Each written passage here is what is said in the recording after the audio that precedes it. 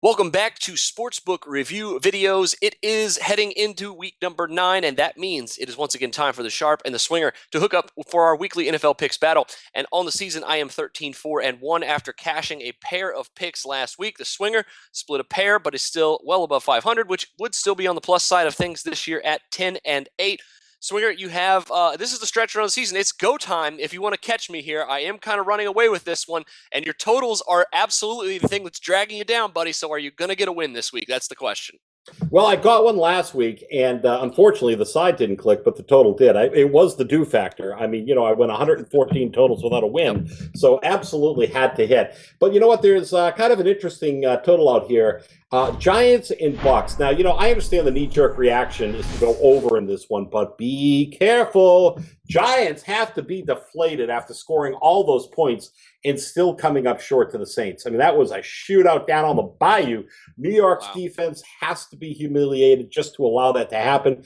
On the flip side of things, the Bucks scored their biggest win of the season, and I think they're going to come into this one flat. Okay, it's happened before, and though the Giants are absolutely horrific at stopping the pass, the fact of the matter is Jameis Winston is not a prolific passer, as the team's 222 passing yards per game is evidence. But the Bucks, they like to run, and they do that one thing well. Okay, they're going to want to keep this one manageable by keeping Eli Manning off the field. So in order to do that, they're going to have to keep the clock moving and let Doug Martin do his thing. Martin only rushed for 73 yards on 23 carries last week, but again, he was pitted against Atlanta's third-ranked run stop unit. Now, the Giants certainly don't pose that kind of threat. A couple of quick stats for you. The under is 7-0 in the Buccaneers' last 7 games in November, 4-1 under in the Bucks' last 5 games as a home dog.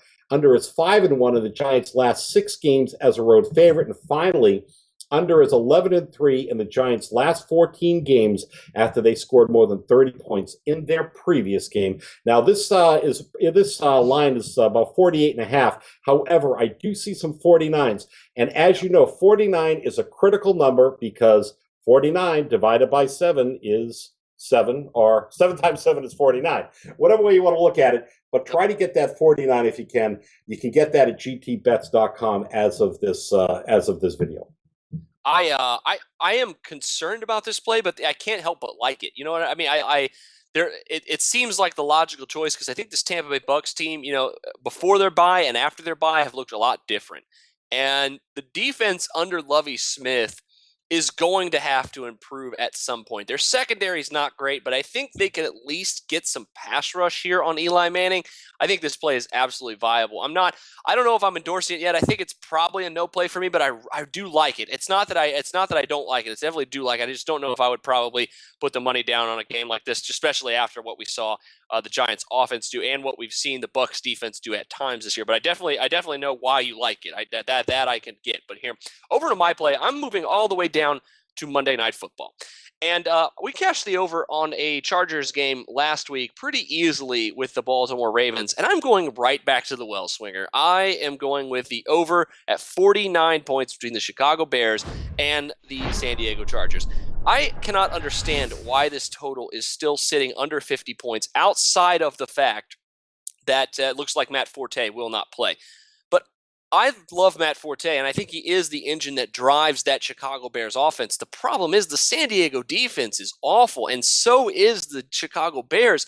I can't understand where two teams giving up about a combined 28, like each about 28 to 29 points per game, and you have a total on a nationally televised game on Monday night at 49, it really kind of questions. I think you have to lay the question here on this one. It is a little bit fishy, I will admit. But like I said, it's kind of with my spread pick here. I think the play, even though it does seem potentially a little square, I think it is the right one. Chargers defense is really banged up right now, and they were bad before they were banged up. I think they just lost their best defensive end, Corey Lugent, for the year, or at least for this game, I know. So all signs point to a shootout in San Diego between Jay Cutler and Phillip Rivers, two guys who definitely can put up points no matter who they have as their receivers or running backs or whatever. I think the over here is the probably one of the better total plays of the week here on Monday night. What do you think on this one? Yeah, I mean, the way that the Bears have been playing lately gives me a lot more confidence in this game. Particularly, Jay Cutler seems to be kind of like what Jay Cutler is supposed to be. He's been the kind of quarterback that you can never count on. But yeah, I mean, San Diego is just, oh my God, they're just such a disappointing team. I mean, Yeah. if you lived in San Diego, going back to even Norv Turner, where every year they're supposed to go to the playoffs, and every year they just absolutely melt. They both teams deserve to lose this game, but in the process, they'll score a lot of points. One of them has to win, but yes, I agree. I think 25, 26 plus points from each of these teams should be pretty easy. The Chargers' run defense is just so bad. I don't even think it matters that Matt Forte is not going to play this. I think Jeremy Langford, who looked pretty good in the preseason, going to get a nice shot here. Another kind of 3-down back that plays a lot like Forte, good receiver, good rusher. I think the Bears could still be up there here in points in this one. But that'll do it for the Swinger and I for our total video. Make sure you check out our picks on the spreads here for week number 9 as well. But until then, for Swinging Johnson, I'm Jordan Sharp. Best of luck to you on all your NFL picks this week.